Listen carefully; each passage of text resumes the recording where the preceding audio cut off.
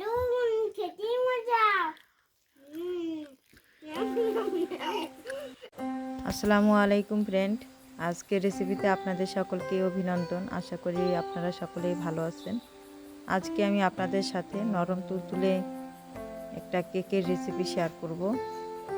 আর আমার জীবনে প্রথম আজকে কেক বানাচ্ছি। এই কেকটা তৈরি করার জন্য একটি ডিম এবং হাফ কাপ চিনি, পরিমাণ মতো লবণ দিয়ে মিশিয়ে নিলাম। এখন দিয়ে দিচ্ছি 1 কাপ আটা এবং 2 প্যাকেট গুঁড়া দুধ। আপনারা চাইলে আরও বেশি করে গুঁড়া দুধ দিতে পারেন। এখন দিচ্ছি ভ্যানিলা এসেন্স। এখন দিলাম বেকিং পাউডার 1 চা চামচ, দিয়ে ভালো করে একটু মিশিয়ে নিচ্ছি। এখন অল্প অল্প করে পানি দিয়ে দিলাম এবং এখানে আমার পানি লেগেছে প্রায় 1/3 কাপের মতো। ক্যামেরা অফ হয়ে যাওয়ার কারণে প্রথমে কিন্তু আমি আপনাদের দেখাতে পারিনি পানি দেওয়ার শুরুটা। তো এখানে আমি পানি দিয়েছি, নর্মাল পানি। আপনারা চাইলে পানির পরিবর্তে লিকুইড দুধও ব্যবহার করতে পারেন। আর একটি বাটি নিয়েছি, এই বাটিটাতে আমি এই কেকটা তৈরি করব। এখানে অল্প পরিমাণে আমি একটু তেল দিলাম। এই তেলটা দিয়ে ব্রাশ দিয়ে বাটির গায়ে লাগিয়ে দিলাম তেলটা। এখন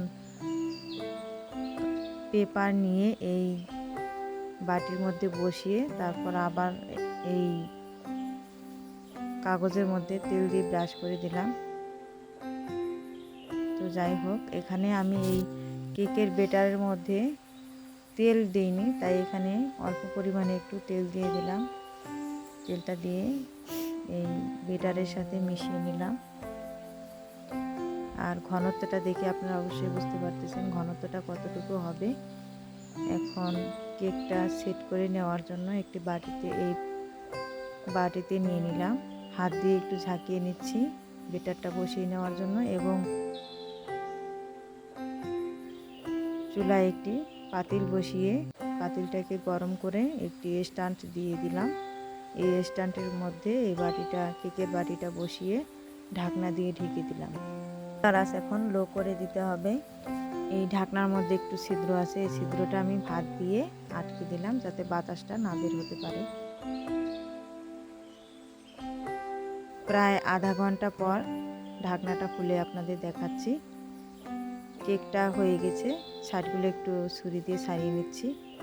অনেক সময় কেক ছেড়েই আসে বাটির থেকে, তো ঢেলে নিলাম। নিচে যে কাগজটা ছিল কেকের সেটা তুলে ফেলে দিচ্ছি। পরিবেশন করে নেব এখন।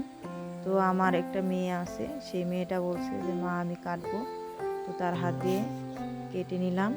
এতটাই নরম হয়েছে, দেখেন একদম তুলতুলে হয়েছে। তো এখন তারা খাচ্ছে। তো প্রিয় দর্শক, আপনারা ভালো থাকবেন, সুস্থ থাকবেন।